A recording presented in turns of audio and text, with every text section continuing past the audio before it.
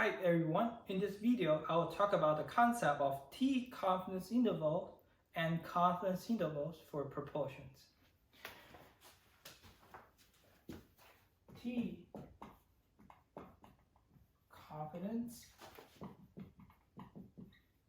intervals. Okay, so if you remember in our previous video, we talked about the concept of confidence interval, and when we calculate our confidence interval, we'll need the standard error value, which is equals to sigma, the population standard deviation, divided by the square root of the sample size. Let me just note this. The sigma is the population standard deviation, and we assume we know this. Therefore, we can use our z table or our z-scores to find the critical values. And we can call this type of confidence interval z confidence intervals. Okay? Okay. However, in real life, this value, we don't know it, right? It's just that we even don't know the population mean, how we would know the population standard deviation, right? So if we don't know that value, so if don't know our sigma, then we have to estimate it. And we're going to use the concept we learned in our descriptive statistics. We're going to use sigma hat for estimation of sigma, and then the formula becomes so match it equal standard error equals to sigma hat divided by the square root of the sample size, where the formula to calculate for sigma hat is summation of your data points, your sample minus the sample mean square, and then divided by n minus 1, right? So this is the formula we learned in our previous topics. Okay. And if we don't know the population standard deviation and we have to estimate it, in this case, we're going to use our t table. We use a t table and t squares. Okay, t squares, and this type of confidence interval, we can call them T confidence interval.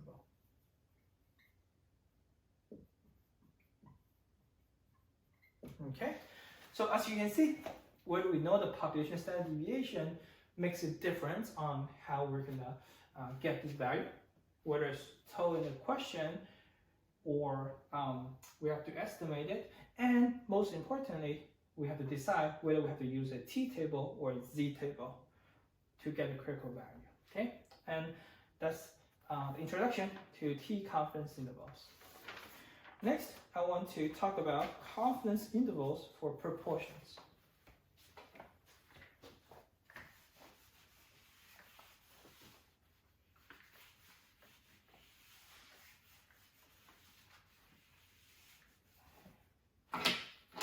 Next topic is our confidence intervals for proportions. Or let me just add population to it, right? Population proportions, okay? Population proportions. And we're interested in population proportions, say the proportions, okay? Examples, proportions of students have a car, okay? And then proportions of smokers in the US, right? So basically, just how many percent of students have a car, say in Cal State, Los Angeles, and what's the percentage of people in the US are smokers, right? So we're not interested in the value. Well, I mean, we're interested in the percentage, right? Not the mean or the standard deviation, but we're interested in the percentage of people, the proportions. Okay. So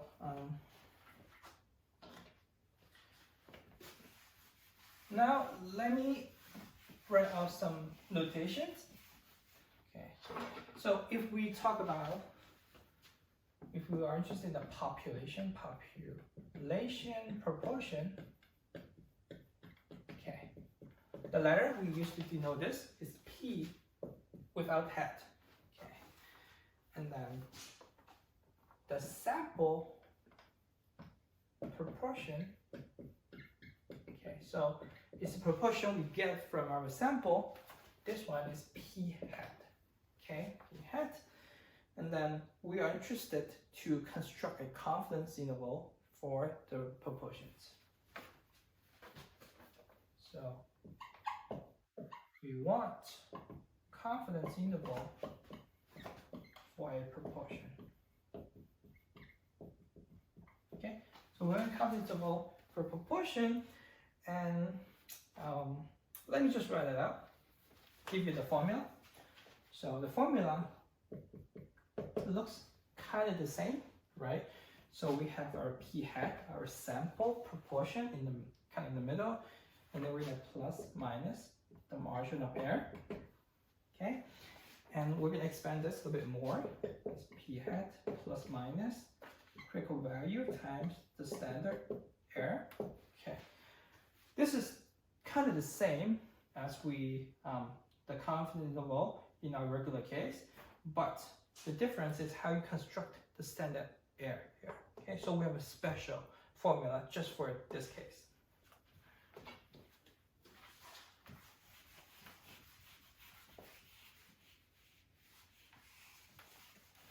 Okay, the standard error, the formula, the special formula equals to the big square root sample proportion times 1 minus sample proportions and divided by the sample size. And this is the formula that you use to get the standard error in this case. Okay, good, very good. Okay, right, let us just do an example to show you how you would calculate confidence interval for proportions. So the example we're interested in,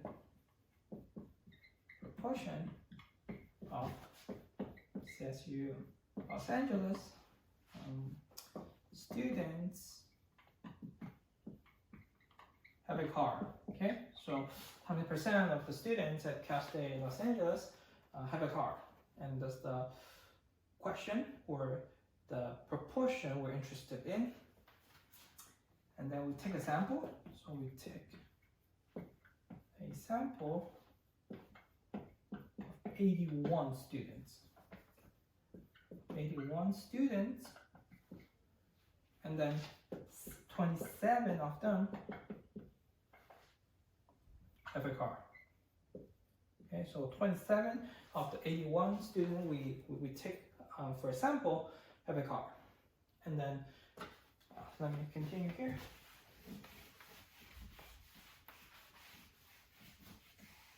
Okay, and then the goal here is let us construct a 90% confidence interval. So we want a 90% confidence interval. Let's start with the formula.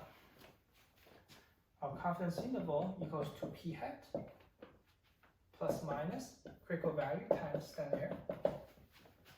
And then let's just plug the value.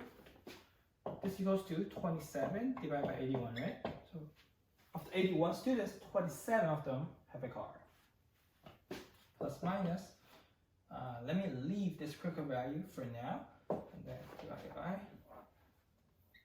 27, 81, 1 minus 27, 81, right? P hat times 1 minus P hat, and then with 81 as our sample size. Okay, so the critical value, let me do it here, okay? So since we're interested in a 90% confidence interval, so we're looking at 90% in the middle, and then 5% here, and then 5% here. Okay. One thing we need to know is that if we do confidence interval for proportions, we always use z-table, right? So we always use z-table. So here we get the value of minus 1.645, 1.645. Okay. So let's plug in the critical value. So here we're 1.645 times the standard error, and that's equals to 0.3333 plus minus 1.645 times 0.3333, 0.6667 divided by 81.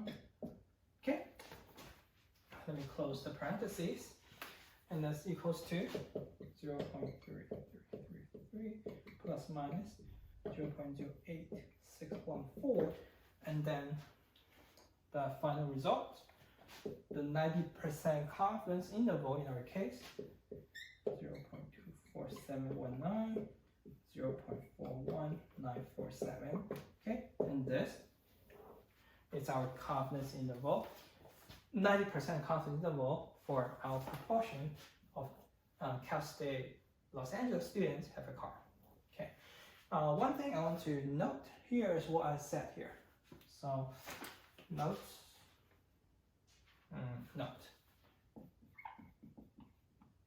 We always use z-table here.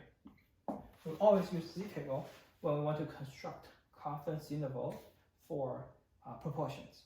Okay, very good. So this video concludes the concept of t-confidence intervals and confidence intervals for proportions. Thank you for watching. I'll see you in the next video.